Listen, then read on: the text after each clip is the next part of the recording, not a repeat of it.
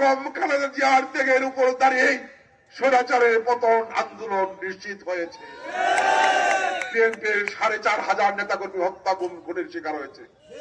BNP চেয়ারম্যানকে গ্রেপ্তার করার পরে জেলখানায় মেরে ফেলার জন্য অমানসিক নির্যাতন করা হয়েছিল। দীর্ঘ 17 বছর লন্ডন বসে দিন রাত পরিশ্রম করেছেন এদেশের মানুষকে মুক্ত করার জন্য। বিএনপির লক্ষ লক্ষ নেতাকর্মী দিনের পর দিন বাড়ি ছাড়া ঘর ছাড়া হাজার হাজার নেতাকর্মী জেল কেটেছে। আপনাদেরকে নিয়ে ওই 24-এর গণ আন্দোলনের মুখে 6 জন নেতাকে গ্রেপ্তার করে ডিবি কার্যালয়ে নেওয়া হয়েছিল। নিশ্চয় খেয়াল আছে, মাত্র দ্বিতীয় দিনের মাথায়, গ্রেপ্তার হওয়ার দ্বিতীয় দিনের মাথায় তারা আন্দোলনের কর্মসূচি প্রত্যাহার করেছিলেন। বেগম খালেদা জিয়া 2.5 বছর জেল কেটেছেন। বিএনপির মহাসচিব থেকে শুরু করে বিএনপির জাতীয় নেতারা মাসের পর মাস, বছরের পর বছর জেল কেটেছেন। একটা মুহূর্তের জন্য আন্দোলনের কর্মসূচি থেকে সরে আসে নাই।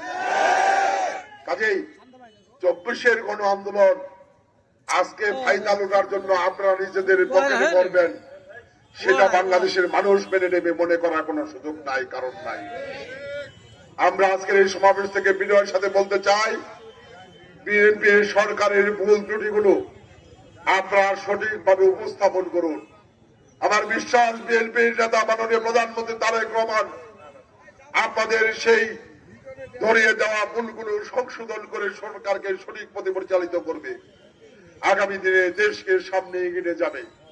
কিন্তু সেটি না করে যদি বিএনপি বিরুদ্ধে বিরোধী দলের নামে ষড়যন্ত্র করে বাংলাদেশের রাজনৈতিক অঙ্গনকে অশান্ত করার চেষ্টা করেন, তাহলে আমার কাছে মনে হয় আপনাদের সঠিক পথে চলা হবে না, ভুল পথে চলা হবে। আর যদি ভুল পথে চলেন, বাংলাদেশের মানুষ মেনে নেবে না। বরং হতে পারে আওয়ামী লীগ গেছে যেই পথে, বিএনপি যাবে না সেই পথে, জামাত যাবে সেই পথে, এনসিপি যাবে সেই পথে। এখনো সময় আছে, সতর্ক হন।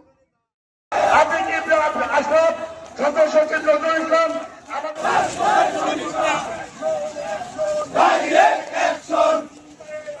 আপনার সাথে নামান, আপনার সাথে নামান।